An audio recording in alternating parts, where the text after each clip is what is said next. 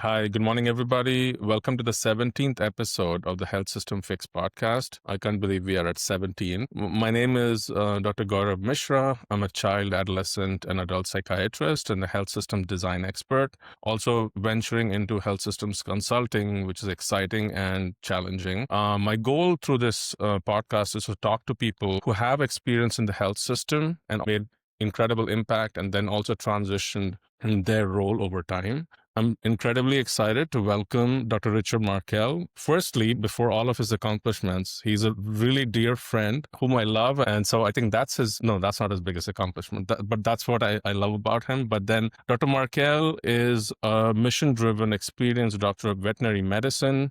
He has an MBA. He's also an opinion leader, a consultant in the animal health industry. His areas of expertise include veterinary clinical practice, pharmaceuticals, education, medical devices, and he's also a legal expert. He's an exceptional communicator, something I witnessed while we did our MBA together. You just love hearing him talk. I was lucky enough to actually partner with him on several of our presentations, so he was the one doing talking for us most of the time. He's also worked with a lot of companies on strategy, leadership, helping develop markets, and also deliver a lot of value for customers, businesses, and also the animals we care for. He led the launch of BFLY, which is a human medical device in the global veterinary market space, culminating in a New York Stock Exchange entry. He has served for many years also as a veterinarian for the United States Olympic Showjumping team. He's also the advisory board member and a trainer at the National Conflict Resolution Center, philanthropist, and also a volunteer for the largest therapeutic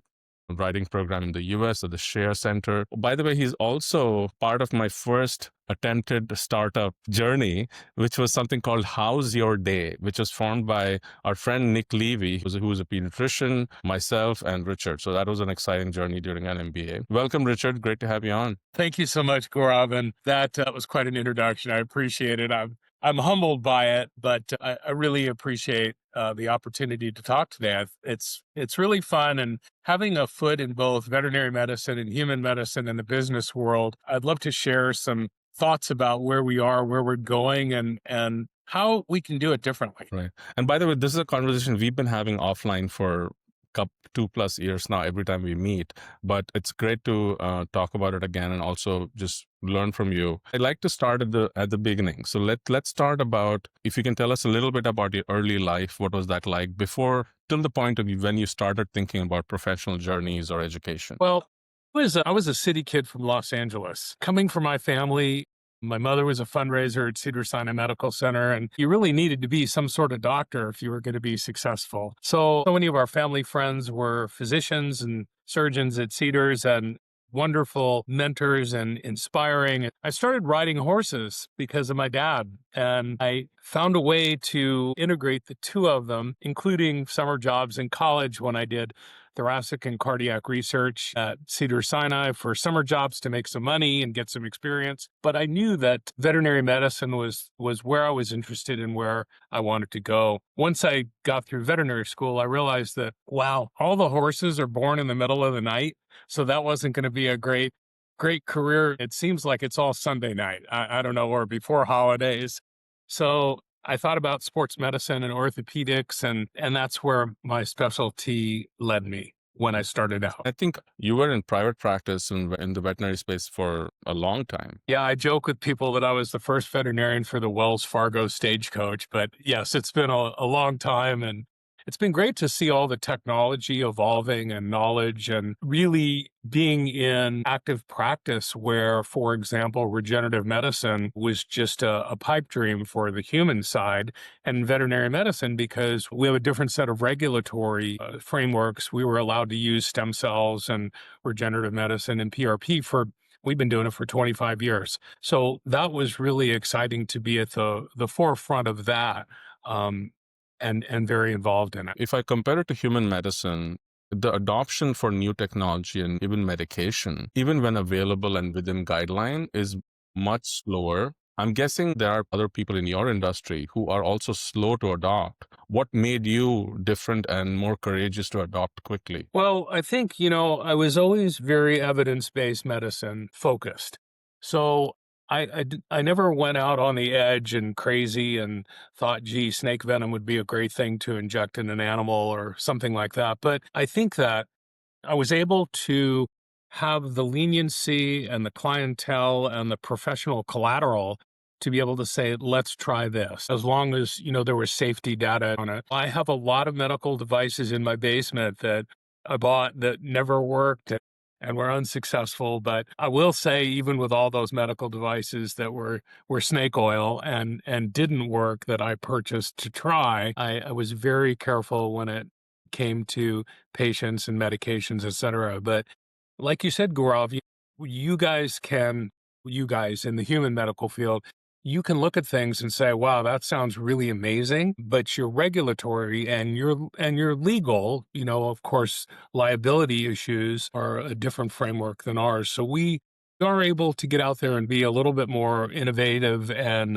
therapeutically creative. I think the regulatory issues are definitely there. They're major, but I also think there is this culture of defensive medicine being practiced. I'll give an example of my kid had this enlarged lymph node, and I went to this ENT doc, and they said, okay, because he's little, you can't do an FNAC, you need surgery. Good doc and everything. I said, okay, if I'm putting my kid through general anesthesia, I want a second opinion. And I go to this other doctor, pay him $400-$500, like just to get an opinion. This doctor sees him for 5 minutes and says, you're scheduled, you might as well get surgery done. I said, I'm not giving my kid Tylenol. I've paid you this much money. At least give me an opinion. Go out and give me something that you'd really do. And I had to really push him to give an opinion of his own and not just say, I could have decided this without having to pay $500 to give me your opinion for 5 minutes of your time. So I think people are not being courageous enough in practice to really go out a little bit beyond your comfort zone to serve the patient. I think that's missing in a lot of situations. Not always the doctor's fault, but it is just also culturally, it's sometimes heading there. Couldn't agree with you more. I think that one of the things that we often do or don't do well enough is you were talking about communication. Medicine is 50% of the facts and 50% is how you deliver the news. And I did a really interesting training at UCSD Medical School to first and second year medical students, human medical students, and it was actually on de-escalation and de-escalation conversations. And I was so inspired by this young group of doctors. They were so brilliant and so thoughtful, but inexperienced. These are first and second year students. So, we were talking about how you mention something, how you present it, what your messaging is, how you speak about it. And one of the things in legal consulting, when we look at malpractice cases, so often it's not doing something wrong. It's that you didn't inform them or you didn't tell them or you didn't clarify opinions. And this is easier too, Gaurav, for you and I as experienced doctors with some wrinkles and age in our years. It's really easy for us to say, look, I don't know, but I'm going to find out. Whereas earlier career practitioners, and I want to be clear, I did not say younger practitioners, I said earlier career practitioners, whether in human or veterinary medicine, they don't have that confidence and to say, gee, I don't know, because everybody looks at their doctor as you have to know.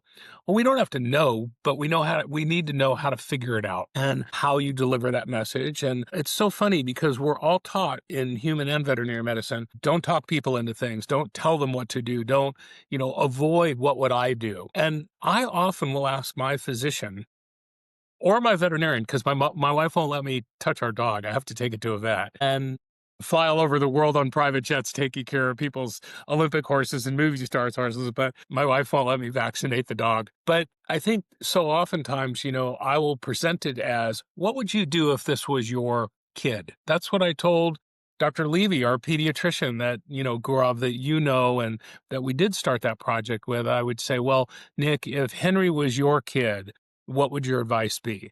And he was very forthright about it and very comfortable. And this was even before we became friends, when it was just strictly a doctor-patient relationship. And so I loved the way to think of that. And I think the other thing is, when we're looking at that is, when we do get out on the edge of innovation and we do get out on the edge of trying something different, thinking about new treatments, new ideas, would be this was great advice given to me. And it was if you ever want to do something that's maybe a little off label, maybe innovative or different, look in the mirror and say to yourself, Gaurav, I think we should try XYZ, Your Honor.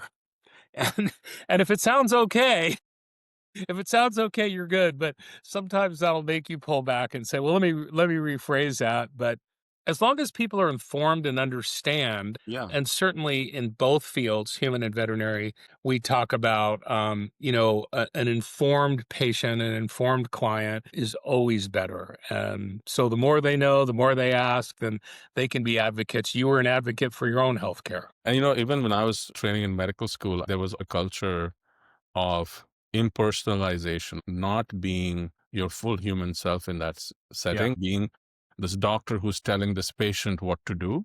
And I think that takes away from so much from the healing potential of that interaction. I think you've worked through so many different sectors and your career has spanned private practice, then you were working on the Olympic team. What was that like and how did you end up in that setting? Well, so the Olympic team, we have horses in the Olympics, and these horses are truly movie stars. They fly all over the world. They're worth millions and millions of dollars. They have a private physician with them all the time. And so they get on airplanes and fly around the world, FedEx, and it's kind of funny, but I took care of the horses for the chef to keep of the team and became really good friends also in another sector with the veterinarian who was the primary vet for the U.S. Olympic team. And he said, hey, listen, I want to slow down. Will you do some travel with the team? And so mostly in summertime, we would go to all the qualifications, flying the horses all over the world. Sometimes I'd go with the horses. Sometimes I'd meet him there. But just making sure because first of all, regardless of the financial value of these horses, we have a tremendous optic on us right now for animal rights and being careful and thoughtful and ethical about how we treat animals. So we wanted to make sure that there was always a doctor there in case there was an accident or an injury, et cetera. Another sector is the legal witness expert, Hmm. and this is across Europe and obviously the US. Right. And tell us a little bit about how did you go into that work? Well, I wasn't really interested in it, but I was interested in the fact that oftentimes veterinarians and physicians, there's litigation and it's business based. When I think about the mistakes that I have made, that all of us have made in practice, I've never been sued for those mistakes, but I did have one malpractice lawsuit and it was absolutely unfounded. And we won the lawsuit and it went to jury. And afterwards, they were just like, hey, I hope you're not mad at us. This is just business. And it was like, well, it's not business to me. You're telling me I'm a horrible doctor and that I did something wrong. And I can tell you honestly, I have certainly done things wrong and things that maybe even I should have been sued for, but I was never sued for those things. And so often it was from the business side that people were just trying to get money out of our insurance company and game the system. So I felt there was a little bit of a professional responsibility to support my colleagues, that was part of being a veterinarian and part of my professional responsibility in giving back. I will tell you that there were cases that I decided I did not want to take because they did do something wrong and I wasn't comfortable with that. I have a very clear moral line and it's kept me safe and healthy and successful throughout my career. But that was what I found so many of the issues were, as well as consulting for the board of examiners. Most of the cases are not that the doctor's done anything wrong. It's that people are mad at them or they didn't want to pay the bill or they had a grudge against them. And most of those,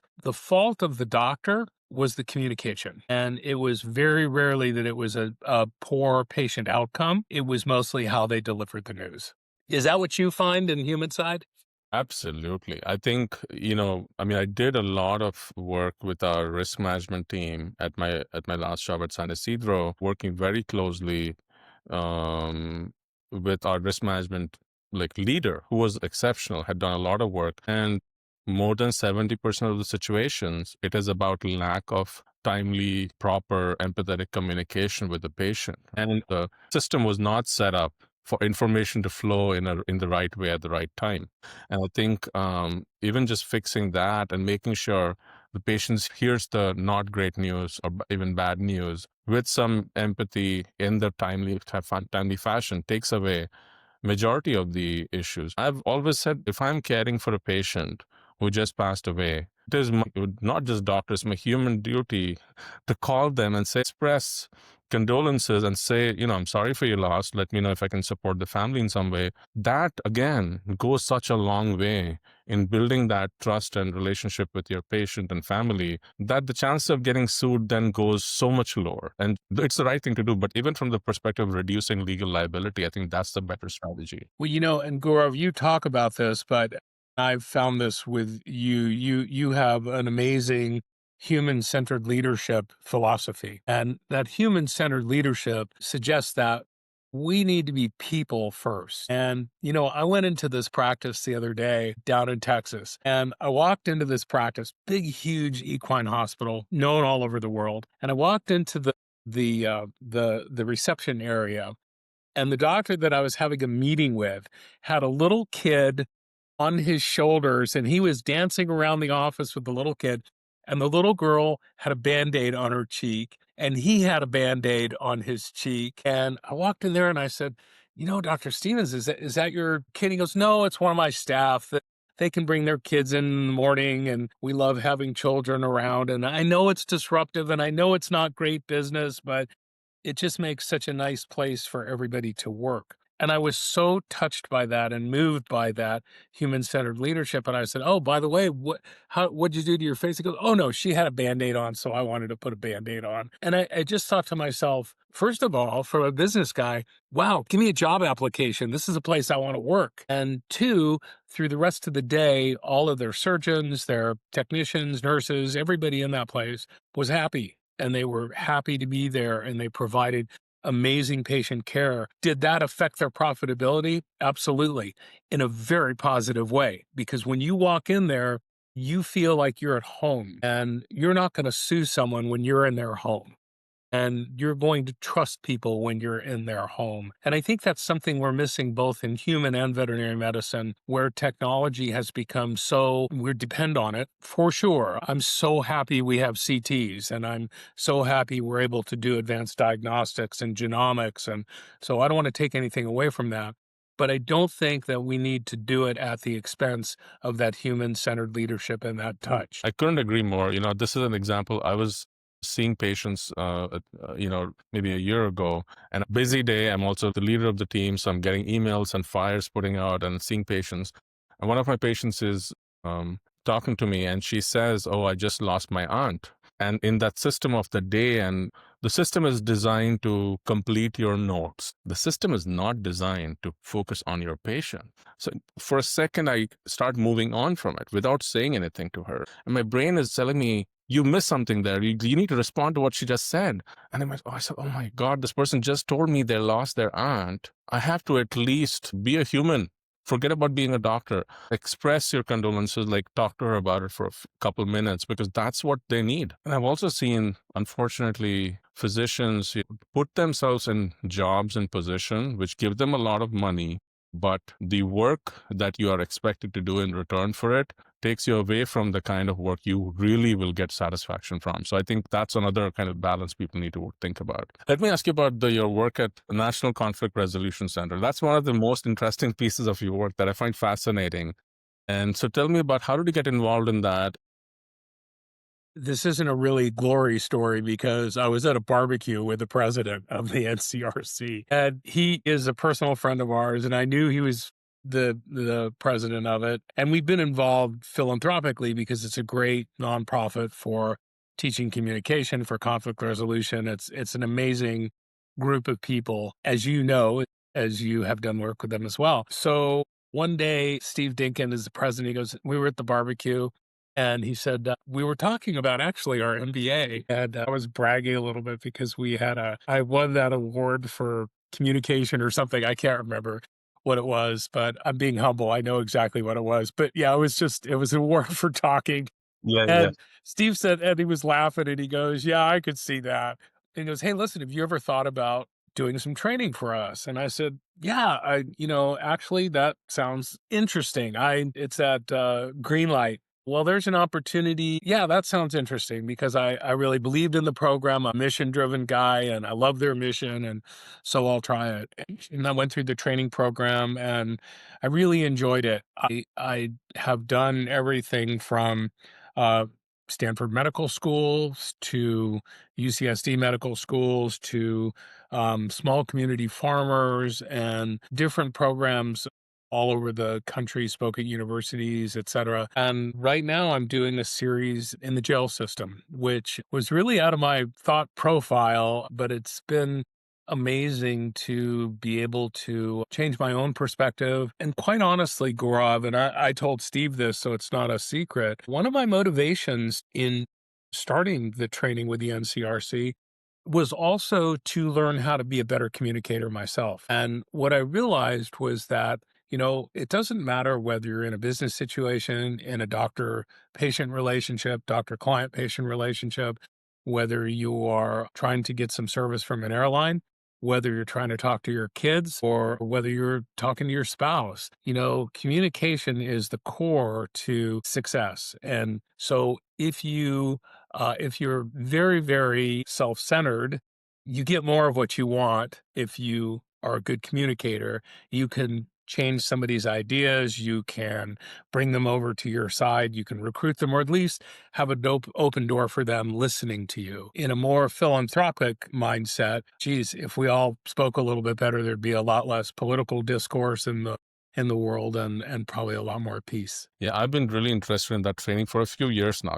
I do have a natural kind of de-escalation is a strong suit for me for You sure. do. Yeah, and even I remember in my fellowship training in DC, we had a patient's family. There was it's a minor, in emergency. They had to give him an antipsychotic, and this family was against medication. They came in really yelling at everybody. We're going to sue this hospital, and all my attendings, pediatrics and child psychiatry, were just kind of frozen. And it was me as a trainee who de-escalated the situation. So I definitely and I've done that over the years with bringing the executive team and the frontline team together. The goals are so different, even though the patient is the identified goal. It's funny, Gaurav, and I think too, one of the things I was thinking about when I knew I was going to talk to you today, there's a kind of a little urban legend that doctors are bad business people. And I want to just address that narrative a bit because um, I think a lot of doctors are terrible business people because all we want to do is be doctors. We're not interested in money. We're not interested in business. We're not interested in numbers.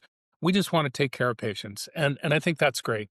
But I think that those doctors who do have an interest in consulting and business and in other areas, I think are amazing business people because, in medicine, whether it's human or veterinary, we're all the same. We do 4 years of college, 4 years of medical or veterinary school. We all go through similar processes. I think that we learn not the facts, we learn how to solve problems. And I think any corporate executive, that's what you do. You're solving problems. The great thing about, I think, being a clinician is that we have a very broad overview of a problem.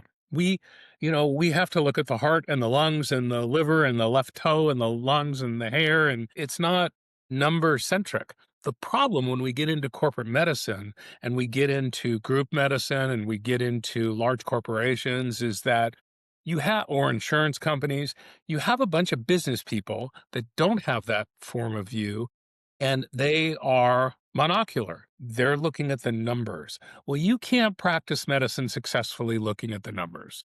And you should not morally, ethically make decisions on patient care based just on the numbers. And I think that's the advantage that doctors have. You can look at those numbers, but then you can weigh them and grade them and balance them out. And at the end of the day, have better patient outcomes, better patient care, lower costs. I mean, all the things and a more successful business. But I think that that's where I will jump in and say, even in the company I work with now, it is very doctor focused and doctor led. 30% of the company is led by veterinarians and by doctors who know what their business is doing and understanding it's very different than a sandwich shop or a machine shop or an airline or a tech company. And that's where I think it really separates. So I will argue that I think doctors do make good business people when they want to. when they want to. When they want to, when they're interested. I think that is the key, because I totally agree. When I started medical school, talking about money would be so disgusting. Let's not talk about money. And you start with that idealism of being this person who does amazing work and serves the people and community. And I think it's important to start there. Yeah. It's important to not mix it that early with the money piece. But later it has to be a real effort to learn the business. For me, I wanted to get involved in administrative work, building programs, and people were not really taking me seriously. And they said, "Doc, see your patients, go home." Partly also because they didn't want to disrupt things. Also partly because maybe in the past, other docs who didn't really have the education to think about the business did things which led to things not working out long term. So getting my MBA, which is where we met, was great because we are also taught about one patient, one problem, diagnosis, treatment. Now you have to talk, even if there's many systems within the patient, that's how we are taught in school. And we are given so much confidence in our opinion. That's kind of the training. Like you come out with, like, you are so confident in your opinion. And unfortunately, many people assume that, oh, that same expertise, it goes in all our areas of life and business. That's not true. You have to actually work on developing the business sense, understanding the bigger picture of the organization beyond just your one patient, for which the MBA was incredibly helpful. Can I tell a story about you? Yeah. We were in school, and I'm not a math guy. Yeah. And Gaurav and I became friends early on, but I was having trouble in finance, and Gaurav was helping me with my homework and trying to explain to me how we were doing. And I remember I was frustrated. I wasn't doing well at it. And I thought, okay, I'm going to hey, Gaurav, why are you going to business school? What are you interested in? And you told me, you said, well, Richard, you said, I help one patient at a time right now. And I love doing it, and I'm really good at it. And I want to keep doing that forever. But he said, in leadership, in different companies and different organizations, I can help hundreds or thousands of patients. And I remember that story so vividly. I remember where we were sitting and what we were doing, and we were talking about it, because it really impacted me when I thought about that idea of being able to scale the work and philosophy and beliefs and culture. So that was the story. And I did pass the class barely, but we did get through it. I did appreciate your help. Now, once you pass, doesn't matter barely or with flying colors. All that matters is, frankly, I was struggling in so many of the math classes. I can't even believe I was helping you. That itself sounds so. You were helping me. I completely agree. When I first started post-training, I was full-time clinical, enjoyed the work. Patients loved me. I was doing it well, but I was impacting 400-500 patients and families. And then when I did the MBA and jumped, by the time I left San Isidro, we were serving over 100,000 patients. And I was getting to design a system which was attracting new doctors and therapists and nurses and medical assistants to come in. They want to work there. And it was not just me. I was thinking, I'm going to bring this culture of care into a bigger picture. And now I'm thinking, like, I've already got to 100,000. I want to get to millions. Neither of us lack any confidence that we can do it. So one of my mentors had told me, don't think about the position you're in, think about the impact you can have. And that was also inspiring. Let me ask you, what was your decision or thinking behind starting the MBA? Well, I had a medical issue. I needed a hip replacement. And as an equine veterinarian, your patients are 1,200 pounds and they can kill you. And so I was worried that I wouldn't be able to practice safely or get out of their way or lift the legs, et cetera. And I'd done a lot of consulting for pharmaceutical companies, some clinical trials, but more than anything had talked about strategy and medication. And just with my work with the US team and in our profession, I did a lot of lecturing on sports medicine. So I kind of had a few of these relationships from the clinical side. And I thought, well, gosh, if I can't be a veterinarian, what could I do with my education? And I thought, well, the problem is that so oftentimes doctors are not considered business people or have a limited position as a medical director or medical advisor or chief medical officer. But since I didn't know what I wanted to do or how I would do, I thought, well, education is always a wonderful way to go.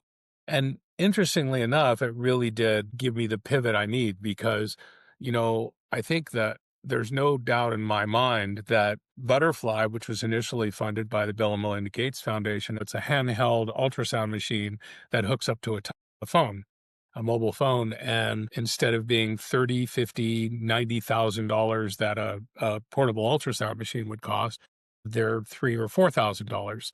So the idea was to be able to bring advanced medical care and advanced diagnostics of ultrasound into underserved populations.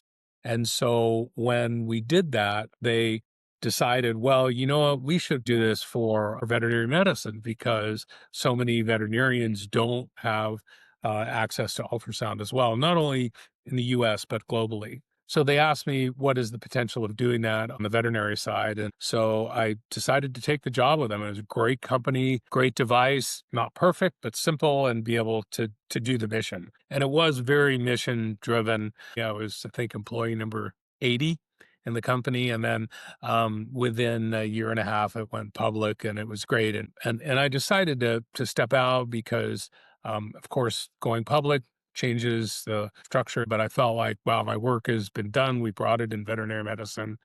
We have it in half the veterinary schools now in the United States. And so the MBA gave me that leverage into that job. And I don't think that I would have gotten that without the MBA. You were already doing consulting work. Did the way you approach consulting work, other than the opportunities, did that change with the MBA, you think? For sure. I mean, I think it gives you more of that credibility because there's so much, Gaurav, and you and I have talked about this. There's so much bias. Like, oh, you're a doctor. You see patients and you prescribe medication and treatment and do diagnostics. You wouldn't know how to run a company. And I think that unfortunately, some of the culture is that's how some of the business people think.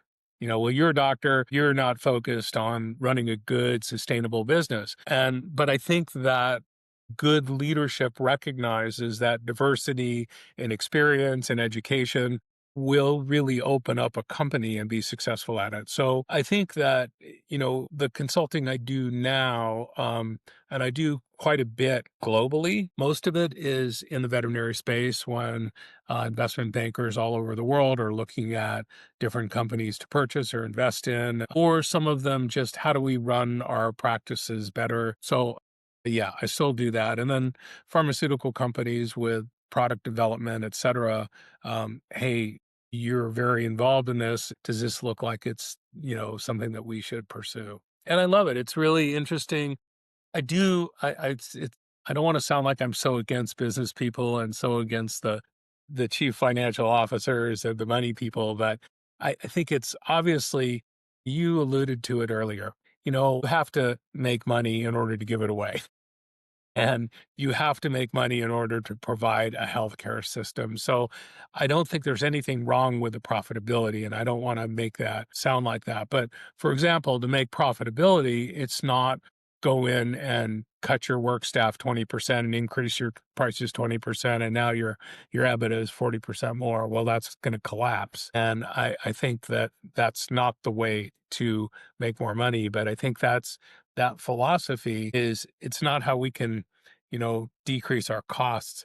It's about how can we increase our efficiency and improve our patient outcome and our care. And that will, I believe, and I really believe this, will always win. Yeah, most of my experience thus far has been in the nonprofit space. And what I found, everybody loves talking about behavioral health, but it's not like executives are just handing out money to behavioral health leaders to build programs. Talking Right. about it and handing out millions is two different things. And so I remember having to think about how every single dollar is going to come in. And if I want to do something new, innovative, I really went after grants, and like I got the money before I said I want to do this, because then I was given, okay, go ahead, you got the money. But I think in nonprofit space, especially, you cannot keep building and innovating if you're not sustaining along the way. One of the things I feel like is hugely missing in the nonprofit healthcare space, which is a large portion of healthcare in the US, is financial planning, financial innovation. There needs to be a lot more of it.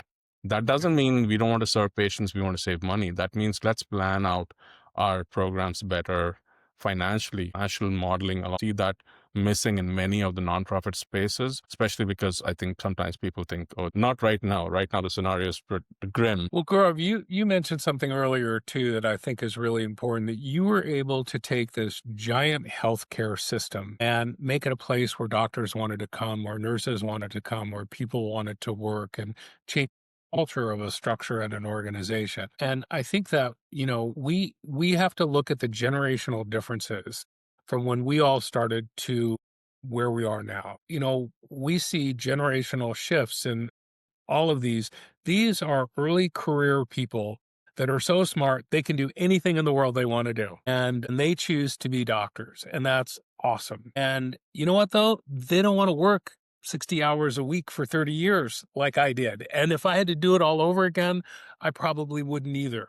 But they want to have, and I don't like the term work-life balance. I don't like that term at all. I like work-life integration, because if you really want work-life balance, don't be a doctor. It's just never in balance. But if you can figure out how to integrate your personal life and your professional life, I think it's so much more sustainable. You won't burn out. You won't, or at least you won't end your career or change or get out and say, well, I want to do business because I'm sick of practice. You might say, well, you know what? I maybe want to do business or consulting because I think I can do more or change it. It's not easier. It's just different. But I think what you created in your huge health system was first of all, you're selecting the right people that want to work and that value and think that that culture is really important. And then you're creating a space for them to be successful and have careers in.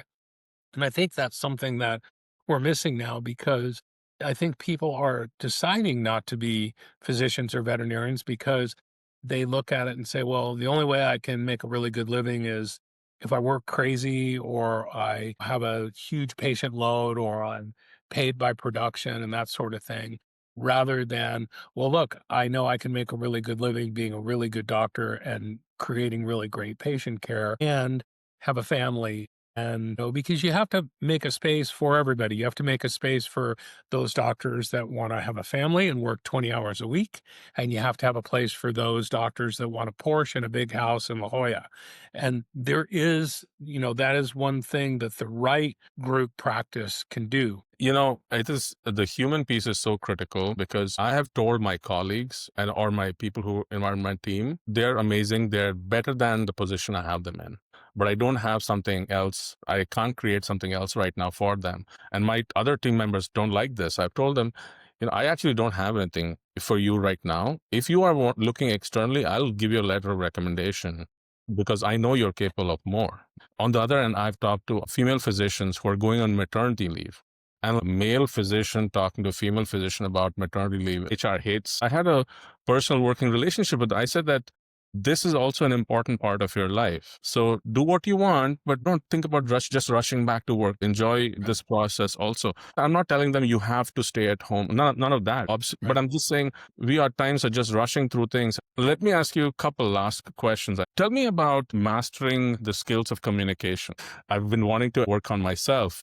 Thoughts on how does somebody become better at communication? I'll give you an example. I was just traveled to Europe, and I go there about once a month for our company. They're based in Germany and Switzerland. And one of the things that I've really found about, and I'll surmise it to one word: curiosity. This last trip, when I went over there, I was at a restaurant. It's one of my favorite restaurants in Amsterdam. I was all alone. I didn't have to meet the clients and start until the next day. And I went to this restaurant in Amsterdam that I love. And I sat down and I had a table right by the kitchen. It was fantastic. And I just kicked off a conversation with the the wait person. And she was lovely and asked me where I was from. And I asked her where she was from. Just had a very brief service person, relationship. And I told her I love the restaurant. And about 5 minutes later, the owner of the restaurant came over and we started talking. And I just started talking to him. I was interested. How did you end up with a restaurant in Amsterdam? You're an Italian guy. And he ended up sitting down and spending 45 minutes with me while I ate dinner. We talked about politics. We talked about life. We talked about living in Amsterdam. We talked about his political impressions of the US and asking me questions about what's going on over there. And so the point of it was, and I left that, and he gave me a cookbook that he had from the restaurant and he signed it. And like, I have this friend now. And I find people are so fascinating if you ask and if you just engage them. And you don't have to be good looking. Obviously, that's not my attraction. Um, you know, it's just the idea of curiosity. I'm curious, what made you decide to be a nurse? I'm curious, how did you become a pediatric psychiatrist? That's fascinating to me. And I'm going to learn something. Even if I just think about me, I'm going to be smarter. I was smarter when I left that conversation with that restaurant owner who lived in Amsterdam. I know more now about another country, a culture, about him. And I think communication is be curious, listen to other people, and share ideas. And you will be surprised at how many opinions and thoughts and perspectives that can change how you believe in everything you do. And it affects how you be a dad, how you be a partner, how, a spouse, how you move around in the world that you're in. And I think that's really, maybe that's the one key growth. And is the curiosity, is that natural? Is that who you are, or is that also No, developed? I'm a grumpy old man. Like when my wife says, "Oh, or you want to have dinner with so and so on Friday," I was like, oh God, he talks so much. And, she drives me nuts. And she goes, okay, that's a yes. And then I go have dinner with them and I have a great time. And I remember why I love them. But no, I'm not wired that way. And it's work. I'm not just gregarious and outgoing. And, I know, and I'm not pretending now. I mean, this is who I am. But I think I'm saying it because I hate to use the word make myself be that way because it's not that hard or that negative. But I have to think about that. And sometimes in a selfish way. Wow, if I really interact with them, I'm going to get better service or I'm going to get what I need. Or if they like, I remember a defense lawyer. I did an expert witness case in Germany. And the night before, when we were prepping for the trial the next day, he said to me, I said, well, do you have anything else to say before we go to trial tomorrow? And he said, yeah, just remember, if they like you, they'll believe you. And it really struck with me in it. And that sounds so inauthentic and so poised and fake and superficial and California. But really, he was right. If you really show yourself and you're really authentic and genuine, people go, wow, he's a nice guy. And he must be a good doctor. And he must be a good person. And he must be a good dad. And he must be a good husband. And maybe those things are true or not, but I think that when you look at other people that way, that curiosity comes out. So, it's like working for a charity, you get more back than you could ever give them. And I think that's what I find with communication, that if you are curious and you learn about other people, you get so much back. It's so interesting. And you already have it, Gaurav. Well, I'm still working on it. It's always fun to talk to you about it because it's not always natural, but I do know that it adds value for me. And I agree that it does add value to the person you're talking to. Any advice you'd have for a clinician in veterinary medicine or human medicine working towards a transition to consulting? Well, I think be really open. One of the things that's different in business than in clinical practice, we have careers where we're used to people listening to us. And when I first went into consulting and into the business world, I remember telling one of my colleagues at Butterfly, well, I've called so and so, but I can't believe he's calling me back. No, I have a list of clients that are 25 movie stars or CEOs of Fortune 500 companies that have been clients. And if I call them, they'll call me right back or they'll take the call. And, here's somebody on the business side is not, and that was hard for my identity. That was really hard for me to get used to, even though my wife said it, she thought it was really good for me to be ignored or not answered. She's like, you really need that. But I think that's something is just like we tell our kids, you have to be resilient. You have to swing the bat. You have to accept you're going to strike sometimes or strike out. And that resilience of getting knocked down, get back on the horse, if I can use that metaphor. And I think that if you just keep doing that and keep doing those strikeouts. And, I've loved watching you and your success, Gaurav, because you do podcasts, you do consulting, you do some clinical practice. And so you have a lot of identities. So if one of those identities gets shot a little bit, and while you're taking the arrow out and you're stopping the bleeding and you're working on the wounds, you have the other identities that make you feel good. And if nothing else, you've got wonderful little kids. They love their dad and they don't know that that guy was just a jerk to you or somebody didn't pay attention to you. And you know what? They also don't know that you just got a giant consulting contract. So they don't care. They don't care. That's because they don't care because it's you. And I think that's really important for people that are just starting out is to understand that incredible value that you can offer to a company or to people or to an organization, whether it's profit or nonprofit, but keep swinging the bat. Okay, last question, and then I'll let you go. What is the most exciting or challenging problem you're working on today? I think it's probably the same.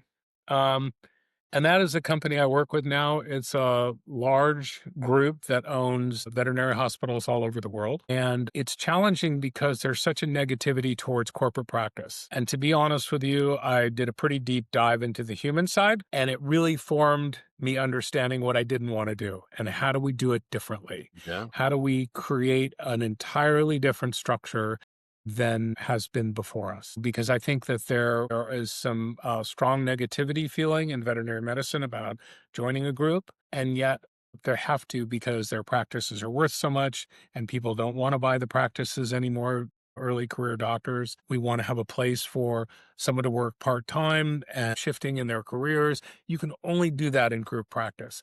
But I wanted to do it in a different way than has been done before us and work with a different company, and I have, and that's really rewarding. I work with an amazing company and an amazing group of leaders and thought leaders and innovators in the business space, in the veterinary space, in corporate medicine. And I also think that it can be a reverse model for leaders in the human side because we've always gone back and forth. We looked at you guys for how do we do CT scans and now we're doing them in horses regularly and genomics and all of that. You've looked at us to what do we do with stem cells and how do we do those treatments and orthopedics and sports medicine. So I think that there's so much complementarity. Your patients have two legs, mine have four, but there's so much that's similar. And so I'm hoping that as I looked into the field of some of the what I think less than optimal ways to create corporate group practices and bring it into our company, I think our company can bring it into the human world and make an impact that way as well. So, how do you make sure, or at least try, the culture and ethics you're bringing in, which may be foreign to a lot of business leaders, not because they don't want to do it, but because they don't have that clinical and the longitudinal experience in the veterinary medical space? How do you make sure the system you're building retains that longer term after you're done?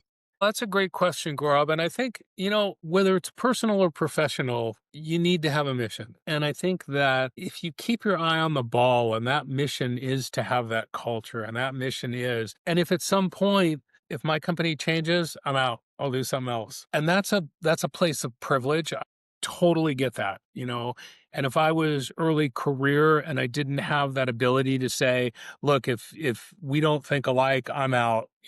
I realize most people don't have that luxury. I'm grateful for it. I recognize it and I appreciate it. Gratitude all the way. But I think if you stay with your moral compass and your mission values that are important to you, most people are really good people. Most people want to help each other. With the NCRC, we do a training across the political divide, communication across the political divide. And, we have this great slide, and I can't remember the numbers, but it's far left, far right. And the reality is that significant majority of people are right towards the center, a little bit this way, a little bit that way. But most people are right here. Those people get all the attention, and those people get all the attention. But really, people are right here. We all want the same things. We may think that there's a different way to get them, but we all want the same things. So that to me is the key. That's amazing, Richard. It's such a pleasure to talk to you every time we talk. And I'm so happy for people to hear your wisdom and your life journey and experience. I think it's going to be helpful to a lot of people. It's helpful for me also. Well, thank you, Gaurav, and thank you so much for being a friend, for being a colleague, for our somewhat failed first attempt at a business during business school. It's always a pleasure, and I'm always inspired by you. So I appreciate the opportunity to visit with you in a public forum. Thank you so much.